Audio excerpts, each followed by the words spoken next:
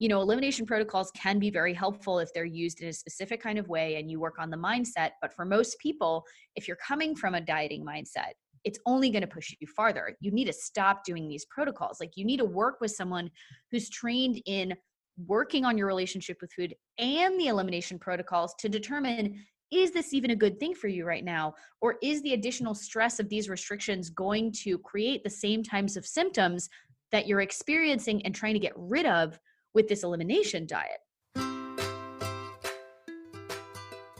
Living a healthy, balanced life as a mom can sometimes feel impossible. With tiny mouths to feed, butts to wipe, and so many things vying for our attention, it can be easy to feel like we're in an on-again, off-again relationship with healthy living.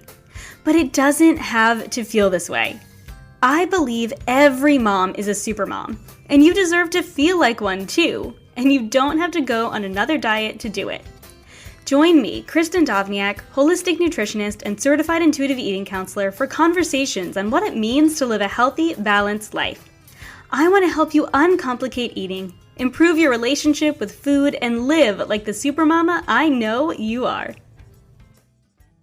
Hey friends, welcome back to the Healthy Balanced Mama podcast. I'm Kristin Dovbniak, holistic health coach, certified intuitive eating counselor, and your host of the Healthy Balanced Mama podcast. And I am so excited to have you here listening today.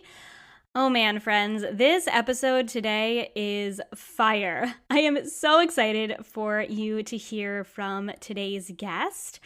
I really wanted to have this guest on today, not only because I listen to her podcast and love all of the work that she does, and she just inspires me every day through Instagram and her podcast and all of the work that she does, but she has her own really incredible story of finding freedom with food and switching career paths from being a Whole30 coach to being a coach who helps women find balance with nutrition and body image and freedom with food.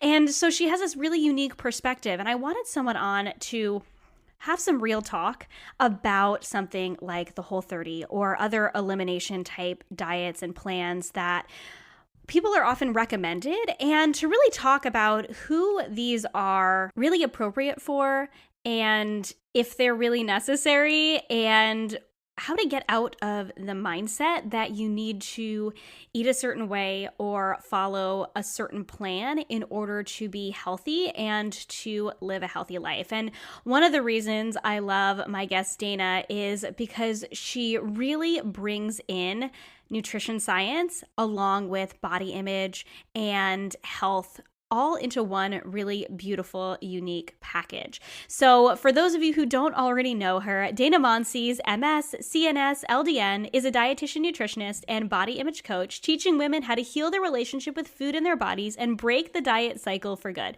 She's the creator of Real Food with Dana and the host of the popular Real Talk with Dana podcast, where she and her guests break down no BS nutrition science, body image, health inclusivity, and reclaiming your power. We talk about Dana's personal story and how she found freedom with food, how she moved away from becoming a Whole30 coach and started focusing on health in an inclusive way. We talked about why most people's motivation for going on plans like this are weight, and why that's not a motivation that's going to get you very far when it comes to living a healthy, balanced life. And we just had a really great, honest conversation about it all. I'm so excited for you to dig in. So without further ado, here's my conversation with Dana.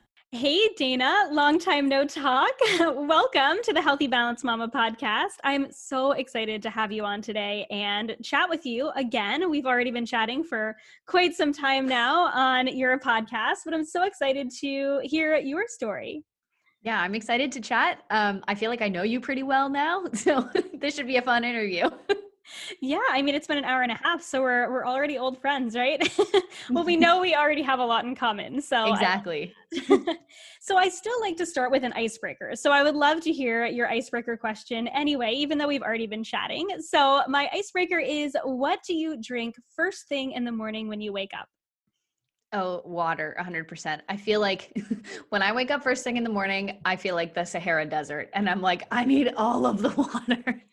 So I drink water, I walk my dog, and then I'll make like tea or matcha or like decaf coffee or something, but it's always water first. Nice. I'm a water first girl too. I love my coffee, but I'm always water first. So awesome. So I already shared your bio, but I would love if you can just share a little bit more about who you are for the listeners who don't know you. I'm sure many of them or most of them will, and what you're passionate about bringing to the world. Yeah. So my name is Dana. I'm a dietitian, nutritionist, and body image coach, and I'm the creator of Real Food with Dana, the overall brand. And my podcast is Real Talk with Dana. So it's kind of like an extension of all of that. And what I love to do in the sense of bringing my passion to this world is help women ditch the diet cycle and heal their relationship with food and their bodies. That by realizing that food doesn't have to control your whole life, and your body size does not determine your worthiness to take up space in this world or your worthiness to be able to experience love and belonging. If you can't tell, I'm a big fan of Brene Brown.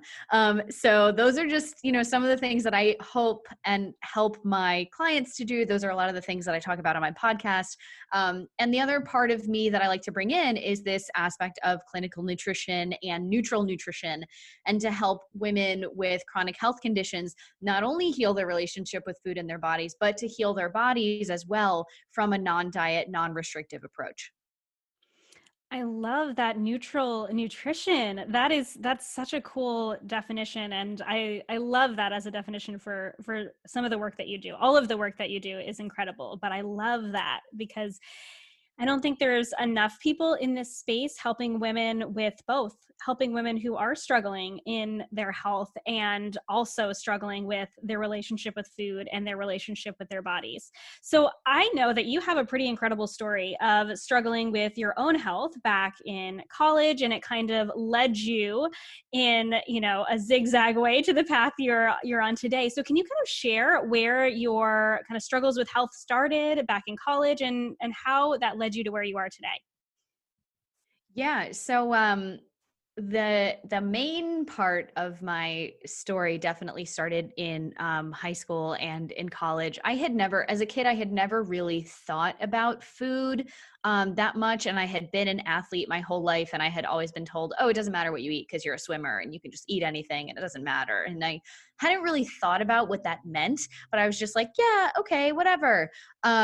And then I didn't realize until later that I had slowly been absorbing a lot of nutrition and diet and body image dogma from my mom, who was constantly on diets when I was growing up, and just being in body conscious sports when I was younger. So I was a swimmer my whole life. I played gymnastics. I played volleyball through high school. All of the sports where you're wearing minimal to no clothing, of course, right? And so when you're in a sport like that, it's very easy to compare yourself to other people because girls are running around half naked all the time, whether you're in volleyball spandex or you're in a swimsuit or you're in leotard or, whatever it is. And so it wasn't really until at one point in high school when I had been on vacation with my family, and we were going to go on like a helicopter ride or something, and they have to weigh you to place you in different seats to go on the helicopter ride. And I had looked at my weight, and bless her now, but my mom goes, "Oh my God, you weigh that much? You weigh more than me." And like my whole world was just shattered. And so then from then, I started seeing a nutritionist. I started dieting. I like lost a lot of weight. And like you mentioned in your story, started getting a lot of compliments. Then same year I had started dating my high school boyfriend, who I dated for a while, and he later turned into a bodybuilder. So he was like very vain and obsessed with himself. So you can only imagine the things that he was saying to me. And that obviously didn't help at all, that our relationship was very like back and forth. And I always assumed like, oh, if I just got a little bit skinnier, he would like me better and he would come back to me. And, teenage relationships are never great. But that definitely didn't help either. And so then in college, we went to different schools, and I had now completely absorbed like a sponge that appearance equals value. If I can control my appearance, people will like me better, and everything that goes along with that. So long story short, that turned into at first just some very extremely restrictive eating and extreme exercise behaviors. I was already on the swim team in college, and we were doing like multiple hour workouts a day. And then since I went to a D3 school, we actually have an off season, which is unheard of in swimming. Normally, when you're growing up in swimming, you get a maximum of 2 or 3 weeks off the entire year in August. And otherwise, you're training 6, 7, 8, 9, 10 times a week, double practices a day, everything like that. So you can see why people say, oh, it doesn't matter what you eat when you're a swimmer, because you're just going to burn it off anyways, which is a damaging mentality for when you stop swimming and when you are swimming. So that's actually something that I work on now as a swim coach and a nutritionist with my kids. But so then during the off season, I was terrified of gaining weight. So I took to running, and I took to, the Stairmaster and doing abs at the gym, and like basically working out endlessly to work off, quote unquote, the very minimal amount of food that I was eating. I basically turned it into a sport to eat as little food as possible, and got very, very comfortable with just being very hungry, not allowing myself to eat. I don't know that I was ever anorexic, but I was very, very close to it. And then the restriction would then turn into binging, and that bit then turned into like what would be diagnosed now as binge eating disorder, and then bulimia. So I was kind of like all over the place in college and for a few years afterwards. And then I started getting diagnosed with all these different health conditions. I noticed in college, I started having all of these stomach issues. I was so nauseous, I could barely eat anything. Like, at this point, this wasn't even me trying to control my food. This was, I'm so nauseous, I can only eat basically like the brat diet, the bananas, rice, applesauce, toast. For months, that was almost all I was eating, and like plus peanut butter or something.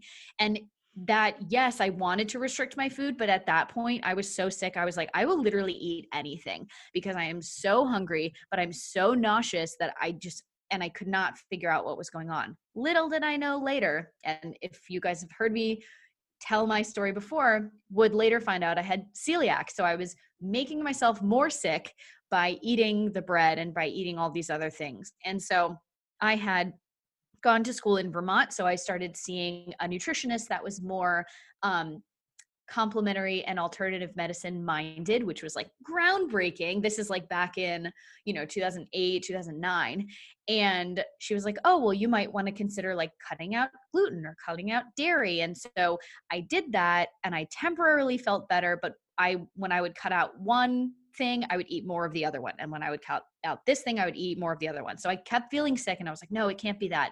But then I started following all these food blogs that were like, oh, you'll be so much healthier if you cut out these foods. And in the women's magazines that, oh, you should only eat 1,200 calories a day. Meanwhile, I'm exercising like freaking 3-4 hours a day, So I basically was whittling away to nothing, and was having a lot of what I know now as the health side effects of having an eating disorder. So I started having like acid reflux. I was nauseous all the time. I started being anemic. Later, I had adrenal issues. I had lost my period. I had leaky gut. I had candida. I had all of these different things as a result of controlling my food so intensely, and then all of the compensatory behaviors that go along with binging and purging and everything like that, that it was completely messing up my health.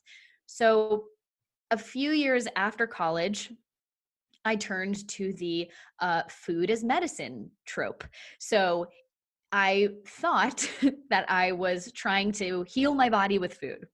But really, I was just using this as another excuse to control my food by doing all these different elimination diets. So now I was eating food, but I was only eating very specific foods and in very controlled amounts, and still exercising until the cows came home.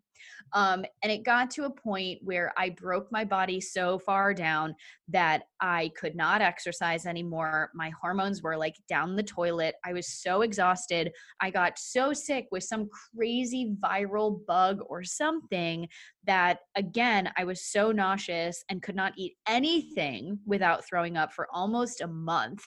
So I had to quit my job. I was working in politics in DC. I had to get out of my lease in my apartment with my roommate. I had to move back in with my parents and basically have a breaking point where I was like on the floor crying in my bathroom of being like, I can't do this anymore.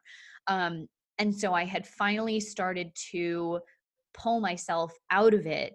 I had been listening to all these different podcasts, reading all of these different books. I had listened to a podcast about how there was this girl who had been a fitness competitor and she started learning about binge eating disorder. And I was like, oh my gosh, it kind of sounds like that is a lot of the things that I was doing. And I didn't even really know what eating disorders were at this point. Like I had seen girls when I was in college. I knew there was this girl who was very anorexic, who was in the gym the same amount of time that I was, but no one was concerned about me because I wasn't skeletal like she was. And then the same thing, I had another friend who was bulimic and everyone was concerned about her because she was skeletal, but I wasn't. And so I didn't know that eating disorders don't discriminate based on size back then. And I was like, no, I'm fine. Like things are going fine. I was always, all my friends were like, oh, she's like the fit friend. Like she's the healthy friend. Meanwhile, my health is in shambles. I'm unraveling from the inside. And I had never been more unhealthy in my entire life. And yet I looked fine, quote unquote. So I really didn't get the help that I needed.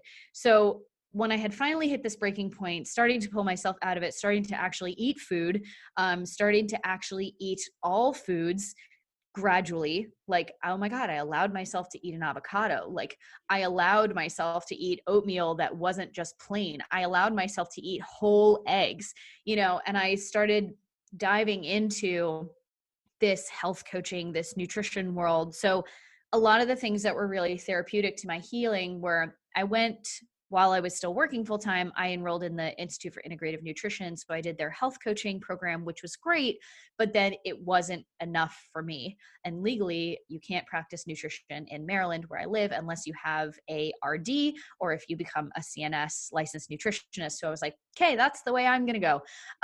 So I had started my blog during this time and I was still on the, food is medicine, but at least I was eating more foods now. So I was going in the right direction, but still restricting.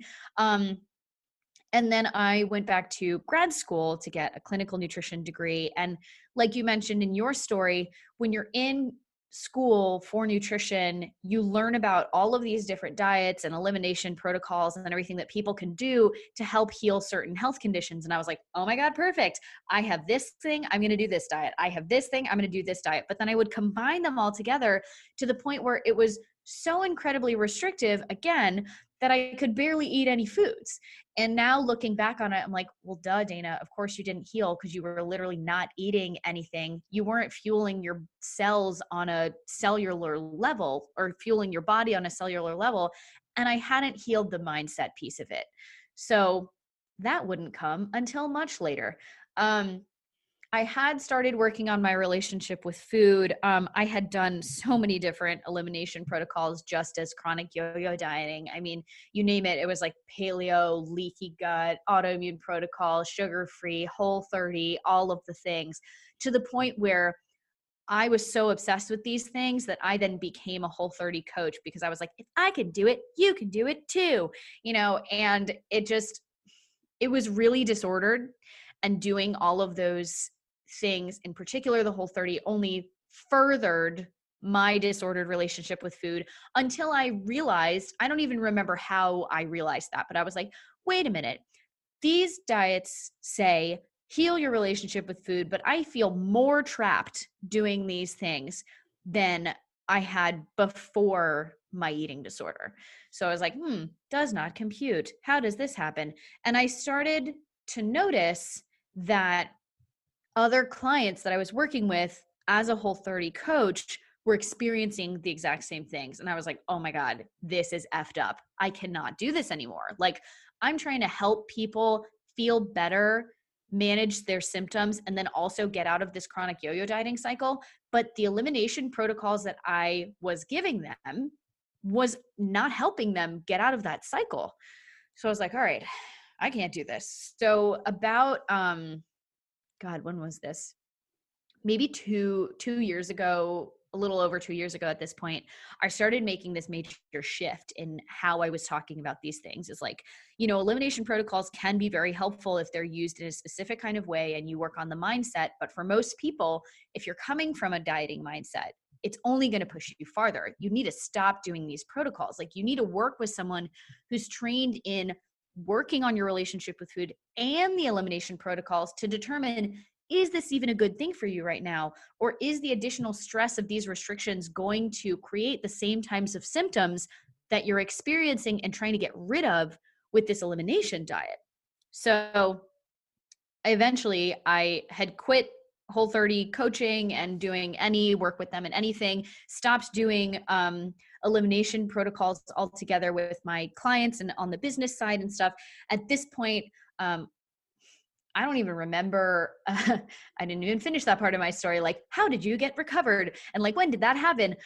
It was so gradual after that breaking point that I was so determined that I was not going to go back to that place, that I was finally just like, we're going to have to take a lot of time off of exercise, and we're going to have to gain the weight, and we're going to have to, let go of perfectionism and stop being what my dad would call me, a type A++.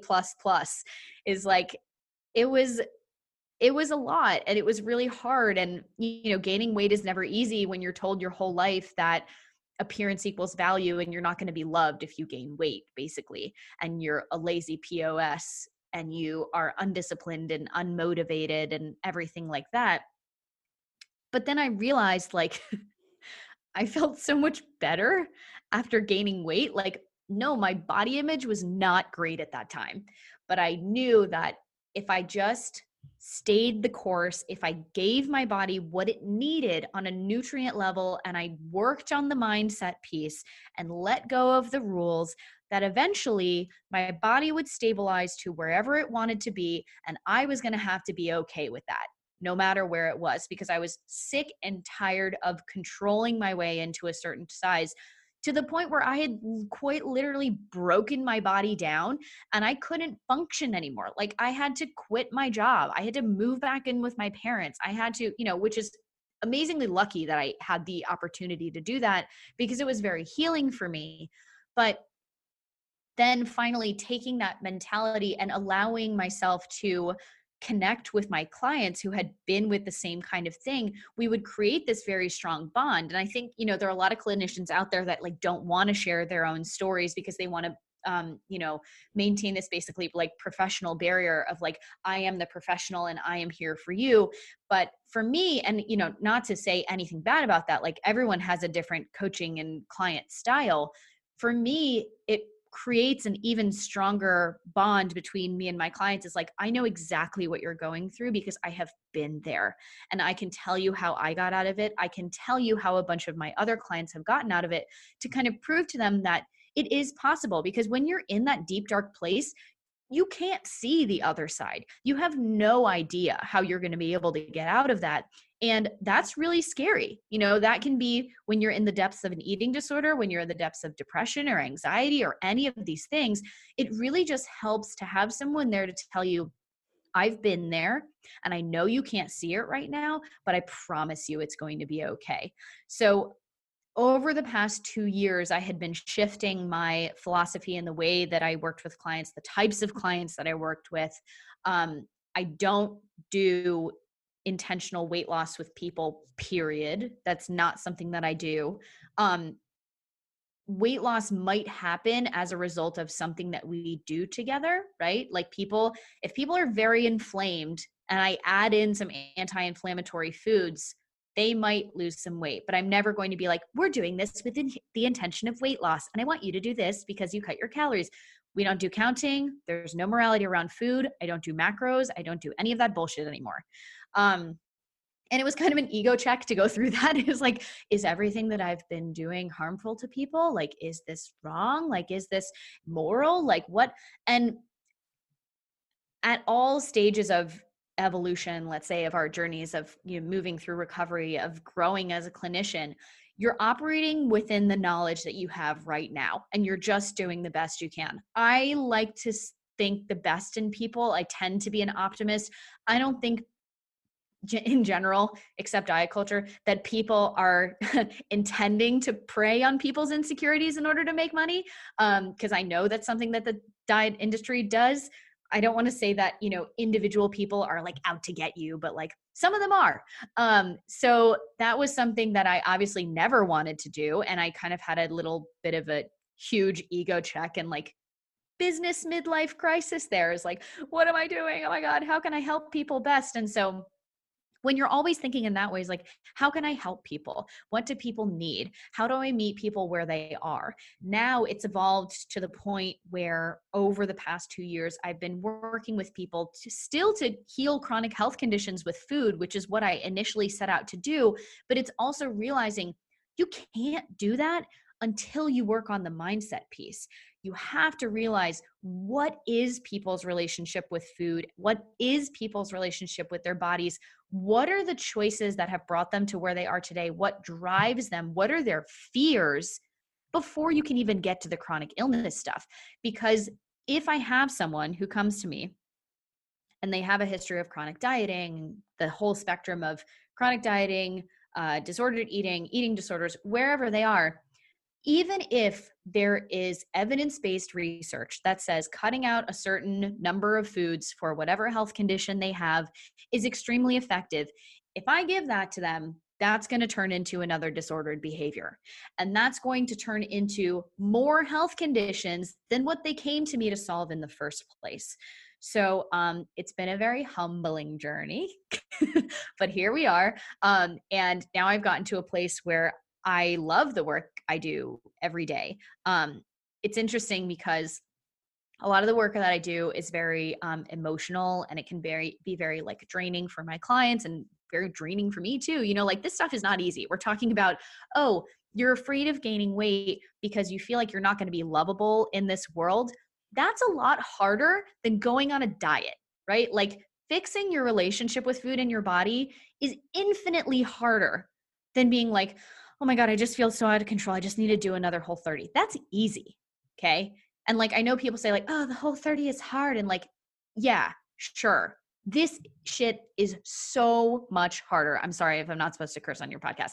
This is so, so much harder than doing that. I literally had a session with one of my clients this morning, and she was saying it would be so much easier for me right now, given how out of control I feel, to just go back on a diet, because a diet gives you a false sense of control. And when you're trying to heal your relationship with food, it's not about the food. That's what you find out, is it's about these deep-seated fears that we have, these deep-seated insecurities. And that's why I believe the people who come to work with me are some of the most courageous people that you will ever meet, because they are acknowledging an insecurity. They're acknowledging a vulnerability. And we're taught as women that you can't be weak. You got to be super mom. You got to be superwoman. You got to do all of the things, and you can't show weakness because people will take advantage of you.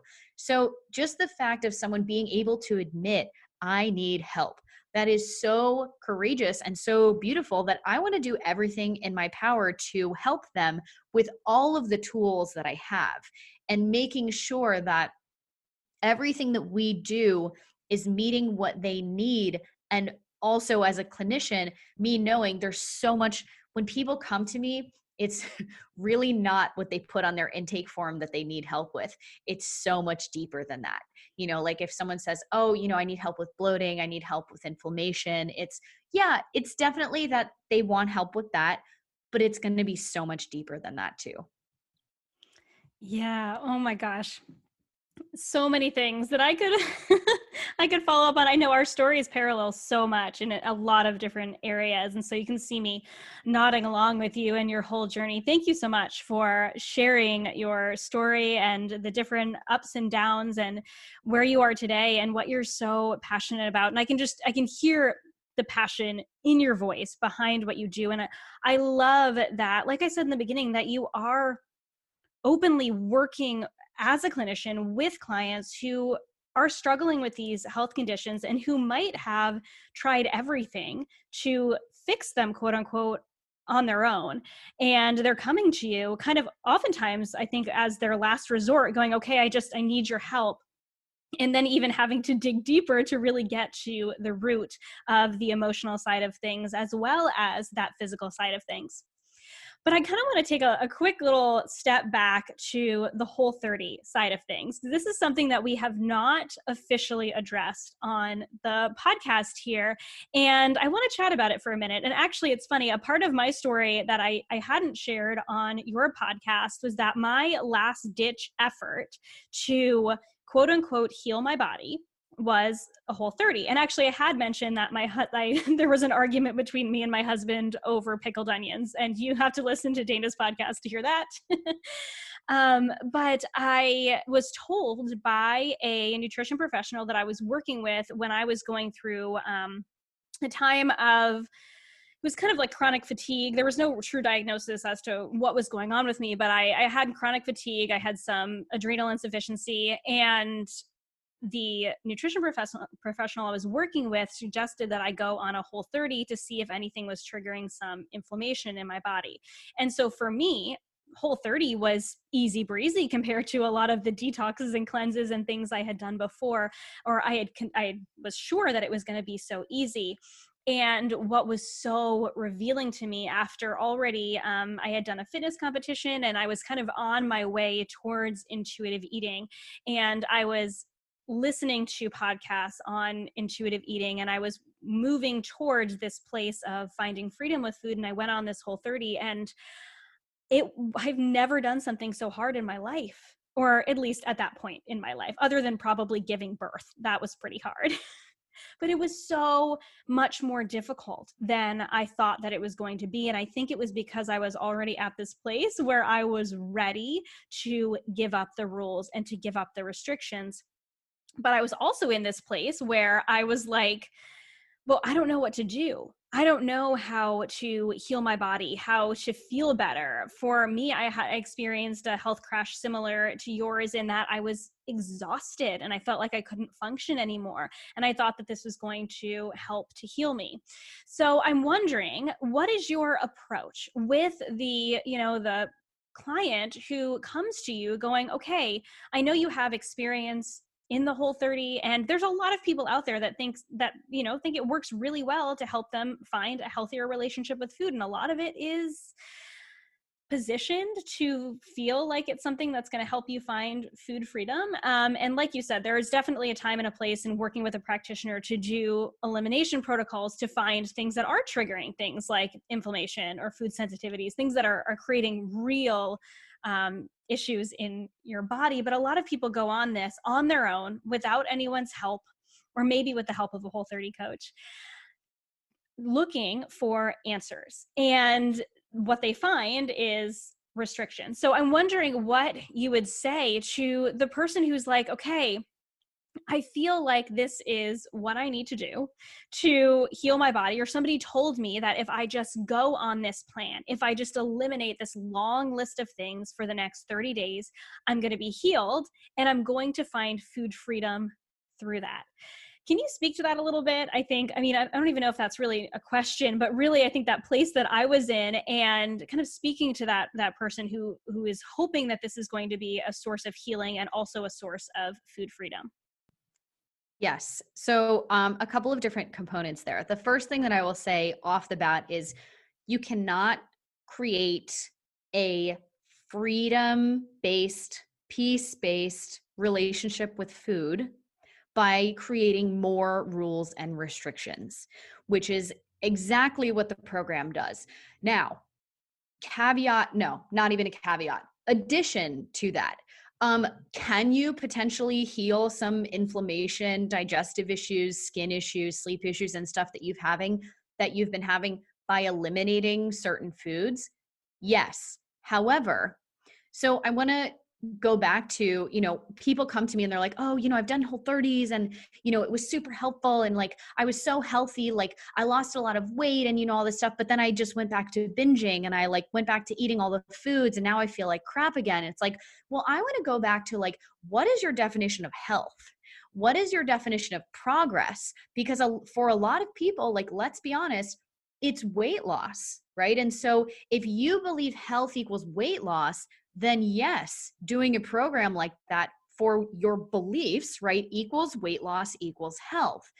For me, health does not equal weight loss. Health equals a vibrant, peaceful relationship with food and your body, and incorporating actual health promoting behaviors in the sense that you feel vibrant and thriving from the inside out to the extent that you can, given your genetics and any predisposition to certain health conditions, right? And also acknowledging that like health is not something that everyone wants to pursue. It so happens that all of the people that come to me do want to pursue health. And so the first thing that I do with them and say, okay, well, let's define health. What do you think health is? And how are we going to measure progress? Because we're not going to be working on weight loss. So if I tell you to give me a definition of health, removing weight loss from the equation, most people are like, losing fat? Like, I can't say losing weight. So what else is it? And then for a lot of people, this definition of health is shrinking your body and taking up less space. And then we look at, okay, why is that your definition of health? And digging into where did this come from? Because this weight stigma and this kind of like healthism and health equals weight is coming from everywhere. It's coming from the medical profession. So of course you believe what your doctor's telling you. They have more education than us in the medical field, right? Why would I not believe them? It's coming from fitness professionals. It's coming from influencers who like, I don't even get me started on them. It's coming from, nutrition experts and like, okay, sorry, what is a nutrition expert anyways? If you're actually a nutrition expert and you have the credentials to back it up, you don't need to call yourself a nutrition expert. And then, it's coming from all over the place. And so of course we feel like, oh, better health equals losing weight. I need to be smaller. And then we go to pursuing all of the behavioral changes. This is why they call it a lifestyle change, right? You're eliminating foods, you're doing more exercise, and then some people will take these things to the extreme. You'll see people that are doing the Whole30 over and over and over again. They're doing it, maybe they just do it for 30 days and then they quote fall off the wagon. And then the next month they do it again and then they go off and then they go on again. Is yo-yo dieting healthy? I don't think anyone would say yes. Is binging and restricting healthy? No, I don't think anyone would say yes. And then you have people who are now doing, oh, I feel really good on Whole30, so I'm just going to do Whole60, Whole100, Whole180, Whole365. When I will give it to them for this, it says in the guidelines of the program, don't do this forever. You're not supposed to. However, they're not discouraging people from doing it. Because the other thing is, when you look at this as a business model, if it was truly 30 days to fix your relationship with food, no one would ever have to do the program again. You did it, you're done. They wouldn't sell any more books. They wouldn't continually have a new influx of people doing this every month. They wouldn't need to do January, May, September, holiday Whole30s, all this other stuff, right? So that was kind of one of the skeezy things that really pushed me over the edge when I was like, wait a minute. You're saying 30 days to heal your relationship with food, and yet you're promoting people doing this multiple times a year. That doesn't make sense to me. And it goes a lot deeper than that. But, I do want to acknowledge, like we said before, therapeutically designed elimination protocols do have a time and place, but you have to work on the mindset piece first. And that's really where this fails, is like they're saying eliminate, and this beyond Whole30, it's not just Whole30, it's all these different protocols, right? We pick on Whole30 because they say, do this and you'll fix your relationship with food, right? And that happened to be part of my background, right? So again, going back to, you can't fix your relationship with food by creating more rules and restrictions. They're also not doing what we do now, is the mindset work up front to figure out what is your background? What are you coming into this with? Because a lot of people that come to the Whole30 have done so many different diets before, and they're looking for something different. And in a sense, it's a little bit of an improvement because they're not telling you to count calories. They're not telling you to do macros, but there's still all of these different restrictions to the point where people will remove all of these foods and then they realize that they feel good. Great. You've created a connection between how food makes you feel physically and these different symptoms. Learning experience. Good. The problem is then this creates a morality around food, and it creates fear around these foods that if I go back to start eating them, I'm going to gain weight, or I'm going to start experiencing again all of the symptoms that I temporarily got rid of while I was eliminating these foods. This is where the cycle starts to get out of hand, because as soon we know if you restrict for too long, eventually the pendulum is going to swing the other way. So then when that happens and people go, quote, off the wagon, this is what they say on the Whole30, oh no, I have to start over. And so then you do a renewal of the restrictions, but this time it's not going to work as well because your body is smart. Your body is an adaptation machine. You do one big change thing one time and your body's like, whoa, what's happening? And you probably noticed a lot of changes the first time you did any diet. The second time you go back to it, you're like, why isn't this working as well? Because your body's smart and it's adapting. So then you go back the third time, you're like, that one didn't work as well, didn't lose as much weight, didn't see as many drastic changes. So this time I'm also going to cut out fruit or nuts or carbs or something. And then it's getting more and more restrictive. And then you binge even harder when you come off. And yet they say that it heals your relationship with food. Ellipse. So it's just like, and I try and do this with my clients as much as possible with an aspect of re-education and compassion of course you believe what they're telling you because all these people have had, again, quote, results, weight loss. And yeah, people are sleeping better, their skin is clearer, they might be having less digestive issues, but it's not helping with the mindset piece. And it's also not getting to the root cause of why they were having those health conditions in the first place. This is the same with any elimination diet. And the way that I explain it to my clients is like, yeah, I could put you on an elimination diet, even if you didn't have any history of a disordered relationship with food. Sure, you're having SIBO, you're having digestive issues, you're having all these things. Yeah, I could put you on an elimination diet and it would fix your symptoms. That's a Band-Aid because it doesn't actually fix why you're having these symptoms in the first place. And so when we're thinking about these elimination protocols from a clinical nutrition standpoint, it's like, okay, physiologically, why am I experiencing these symptoms that I have now seeked out, sunk out, whatever, I don't know. English is hard. I've tried to find a protocol to help me solve these symptoms.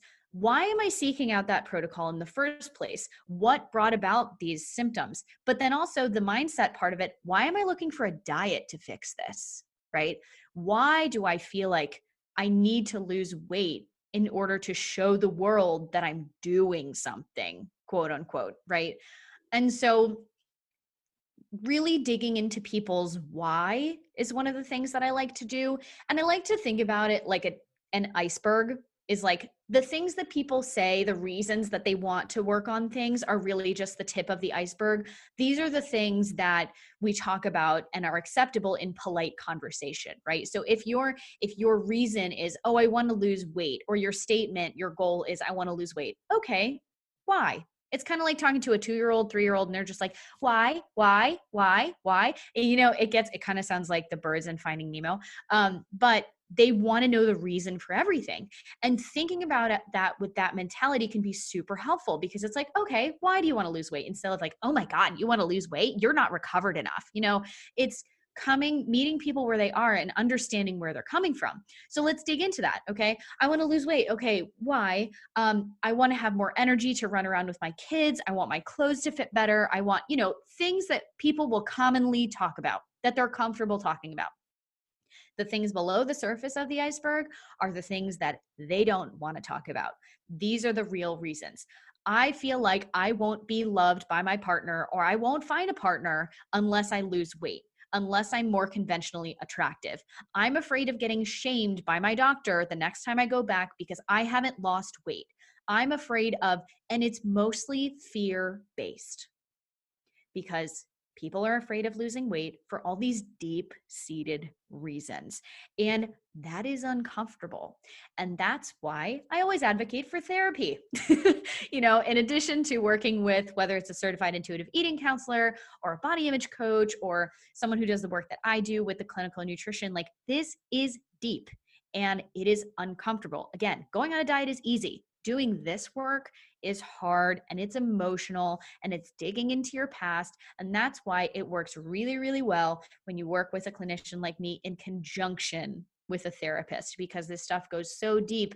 And yeah, I can do the food and the lifestyle stuff, and we can talk about your fears around food, but I can't fix your past, and I can't help you dig into really the therapy side of things. So that's why having that is super complimentary. And again, is it comfortable? No. Do you feel like you kind of have like what Brene Brown calls a vulnerability hangover after having a session with me or with your therapist or another practitioner? Probably, but it's going to be so therapeutic and so helpful to you in the long run. Whereas, a diet might fix your digestive symptoms for 30 days. Working on this is going to fix your relationship with food for your whole life. And is it easy? No. Does it happen overnight or in 30 days? No. But you can make progress and understand how you can deal with road bumps and obstacles when they come up, because that's the other reason why all these diets fail, is they don't tell you what to do when shit hits the fan, and it's going to. And so you have to have the tools to know that you're not back at square one just because you ate what you think is too many Oreos. You're not back at square one because you had one binge. You're not back at square one because you had a thought that you wanted to lose weight after being in a triggering situation. Those things are going to happen. You just have to learn to accumulate the tools of, okay, understanding that you had that thought or understanding that that behavior happened, acknowledging it, and then how do I continue to move forward from here instead of spiraling all the way backwards? Yes. Oh my gosh. So much more we could dig into. Yeah. So my question is then, because I agree with that so much. I love the tip of the iceberg analogy, because it really does go so much deeper. And I'm really glad that you acknowledge that there can be some benefits that you have to going on something like a Whole30 and spending those 30 days and feeling really good after, and that you explain that there's a reason why you might not feel good the second time for the 60 or the 90 or whatever. And that, it could be that there are some things that were going on in your body that are being, and in the early stages of healing, or you're identifying some struggles you might be having, but it's the fact that we go off of it and we're not dealing with that underlying, that's why it doesn't really truly last. So I'm really glad that you brought up that there is so much more to this than just what we see and just what we feel like is the answer. And that's, eliminating all of these foods for 30 days. And then all of a sudden we have this freedom with food. So my question is then, as someone who does work with these clients on finding this place of health and this place of balance, when they've come to this place where they are working on this mindset piece, they're digging deep, they're figuring out why they've had these thoughts and these feelings around food, around wanting to lose weight, around their body, how then do they work towards this place of health and healing if, they are still struggling with digestive issues, or they are still struggling with, inflammatory conditions or things like that? How do they go from, okay, I'm working on healing my relationship with food really this time, to, okay, well now I want to work towards these health conditions? How do you make that transition? Yeah. So a big part of it is working on the mindset piece, and then also explaining the connection between the psychosocial and the physiological body, right? Because we've all had, you think about like when you get really nervous before a presentation or a race or a competition or, something, that's the gut-brain connection at work. And so a lot of the time, if people are having digestive issues, I talk to them about the gut-brain connection and what happens when you have, we call it knots in your stomach, what happens up here, right? You don't feel good if you're having, if you have IBS, you know, when you're having an episode, your brain doesn't feel good, right? And then when you have a lot of anxiety, it goes down also, and you start to have indigestion, you start to have bloating, you start to have gas, you know, all these lovely things that happen with our digestive systems. And so I talk to them a lot about the nervous system and what happens when you're in fight or flight versus rest and digest for your physiological body, right? And with blood sugar regulation and the adrenal and thyroid issues that can go along with that. So a lot of the time we're starting with the mindset piece that then translates into the stress piece. Because when people, this happens a lot with food sensitivity testing also, is like people will come to me and they're like, oh my God, I have so many foods and I'm allergic to them. And so I do a lot of education and re-education. Going back to what I said before, is a lot of nutrition information out there, and quote unquote, is really just dieting and weight loss advice. And it's really not thinking about nutrition. For me, is how do you fuel your body on a cellular level so it can perform optimally and make you feel good from the inside out in the physical body, emotional body, mental, psychosocial body, all of the things, right? So thinking about how we can work towards that from an abundance perspective rather than a restrictive perspective of dieting or elimination protocols or anything like that. Because like I mentioned before, sure, if you have, hypothyroidism, if you have adrenal issues, if you have whatever, there's a freaking elimination diet for everything, right? But if you have this history of disordered eating or chronic yo-yo dieting or whatever it is, an elimination diet is not actually going to fix your health problems. Because again, health is not weight loss. Health is not being in a smaller body. Health is thriving from the inside out, eating foods that make you feel good, eating foods that fulfill you on a physical, cellular level, but also an emotional level, and acknowledging that food and eating can happen for multiple different reasons. And there's nothing wrong with that. It's sleeping in a way that gives you energy. It's moving your body in a way that makes you feel good. It's working towards minimizing any symptoms of chronic health conditions that you have. But also, health isn't just the absence of disease, right? So it's thinking about, instead of trying to fix something with a Band-Aid elimination protocol, it's okay, there also are foods and things, lifestyle things, that we can add in to help you feel better. So for example, if my client is coming to me and they're struggling with hypothyroid or adrenal issues, most of the time they're not eating enough food. And also most of the time they're definitely not eating enough carbohydrates, because low carb, right? So then in addition to adding the foods in, so the physical foods, we then have to work on the mindset around those foods. Because for a lot of people, if you look at, for many of my thyroid and adrenal clients, we have these, and this is me, I was also this person, totally afraid of carbs, refuse to eat carbohydrates, over exerciser, chronic people pleaser, perfectionist, like this is the type A personality chronic illness condition, right? So it's thinking about, what are all of the things that got here in the first place? So that's talking about their health history, their dieting history, their mentality around how did you get here? That's how we're really going to figure out, okay, how do we get out of this? And it's not fixed by one food. It's not fixed by an elimination diet. If I slap an elimination diet on you for hypothyroid, it's not going to fix the fear that you have of carbohydrates. It's not going to fix the fear that you have of gaining weight because you think you're not going to be lovable, which then drove you to do 6 Whole30s and to over exercise until the cows came home, that gave you adrenal fatigue and hypothyroid in the first place. So we need to dig into, what is that health history? What are your fears around food? Where is the anxiety coming from? Where's the stress that's coming from that's keeping you in that fight or flight state, that's pushing you towards having all of these symptoms as a result of all of that? Sometimes in my client sessions, we barely talk about food because we need to do the foundational stuff first. We talk about adding foods in, nutrient dense foods. I never talk about taking things away unless someone has a true food allergy or celiac, or if they can tell they're having a very strong reaction to a certain food. I'm never going to tell you to eat a food that makes you feel like absolute crap. But then my job and my question is, okay, let's figure out why. If it's a food allergy, if it's celiac, that makes sense. If you're lactose intolerant, okay, that makes sense. If you get a food sensitivity test back and you have 30 foods that come up, that doesn't tell me that you're sensitive to all those foods. That tells me you have a lot of inflammation and leaky gut going on, and that we need to add in some food and supplements to help seal back up the gut so we can get you back to eating as many foods as possible, and that you can absorb those foods. Because a lot of the time what happens with those people is they're not absorbing the food that they're eating, no matter what the food is. And then we start to have a lot of effects of nutrient deficiencies that are creating other issues in the body. And so it's really looking at healing from the inside out and not just taking a Band-Aid approach of an elimination diet or another protocol or something.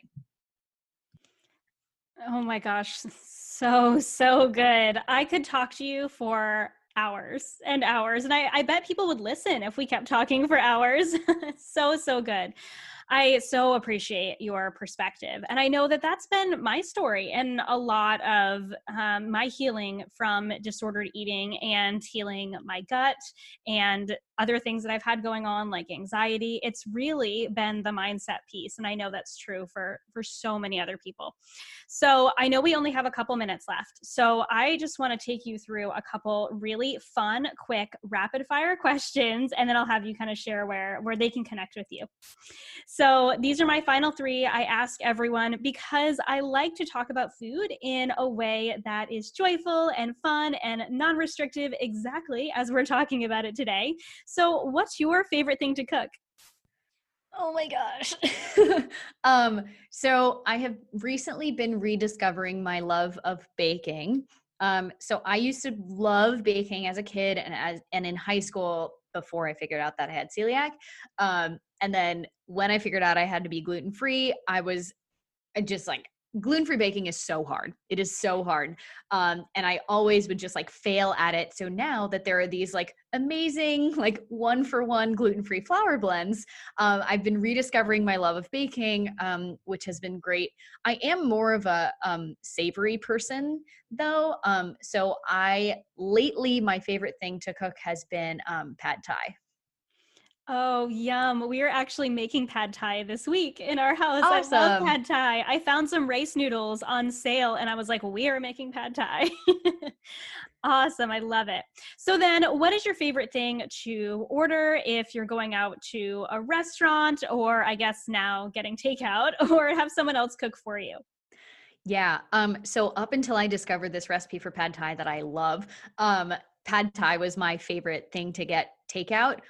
It was like my comfort food when I was in grad school because I would get home so late from class and just be like so exhausted. And I was like, I cannot cook right now. I'm just going to get pad thai. But now that I've been making this recipe, it has ruined takeout pad thai for me because the recipe is so good that I'm like, I can't like, I can't just get pad thai from a restaurant anymore because the homemade one is just so much better. But when I'm going out for food, I love like Tex-Mex. I love margaritas and chips and guac and stuff like that. And I also really love Cuban food also. Oh, so good. I haven't had Cuban food out in a really long time. We are big So Tex-Mex good. fans in our house. We eat a lot of tacos and a lot of guac. Awesome. So my last question for you then is that we talk a lot here on the podcast about finding what I call your beautiful balance. And we actually talked about this on your podcast. And it's really, for me, going beyond obsessing over food and finding nourishment and pleasure and joy in food and in life. So what does your beautiful balance mean to you? Oh, I feel like I could talk about this for an hour. Um, let's see. Finding your beautiful balance to me is learning to honor what your body wants and needs in terms of food, in terms of movement, in terms of, do you need hugs from your dog every hour? Because like I do. And just learning that, everyone is so different, and learning that wherever you are, you're doing the best you can, and that is okay. And honoring that, like, some days you're going to want to eat the Oreos and some days you're going to want a cake and some days you're wanting both. And just really learning to get curious rather than judgmental, I think, is the biggest tool in trying to find this beautiful balance and really getting to wherever you are, whether you're trying to rediscover a relationship with food, with movement, with your body, with other people, with understanding yourself and going to therapy and something, is getting curious and realizing that, like, whatever you find there, it's okay and it's just information, instead of being judgmental and dipping into shame and guilt and everything like that. Yeah. Oh, I love that. Curiosity over judgment. So, so good. So can you share where my listeners can find you? Instagram, your website, all the places? Yeah. So Instagram is all spelled out, Real Food with Dana. That's me. My website is realfoodwithdana.com. You can also, if you want to find more about me and like ask me questions and hang out and stuff, I have a Facebook group called the Non-Diet Community, which I can send you the link for the show notes. And then my podcast is the Real Talk with Dana podcast. So if you like to listen to my Jersey ranting and stuff like this and talking about, nutrition science and accepting yourself, and, we talk about binge eating, relationship with food, everything, it's all there. Well, I'm a huge fan. It's an excellent podcast, and I'll also be on the podcast too, but that's not the reason why I love it. So, oh my gosh, thank you so much for coming on. This was an incredible conversation. Yeah, thank you so much for having me. Thank you so much for listening to this episode of the Healthy Balance Mama podcast. If you loved it, would you take a screenshot and share it with a friend over on Instagram and tag me in it? It helps me so much to know what you love and are taking away from each episode. If you really loved it, would you hop over to iTunes and give me a star rating and review? Every rating and review helps this podcast be seen and heard by more women who need to hear the message of balance and wellness without deprivation. It's the best free gift you could give me. And as a reminder, the information and opinions on this podcast are meant for education and inspiration only and are not to be taken as medical advice, diagnosis, or treatment. Please consult with a trusted practitioner before making any changes. Have a beautiful day, friend, and I'll see you in the next episode.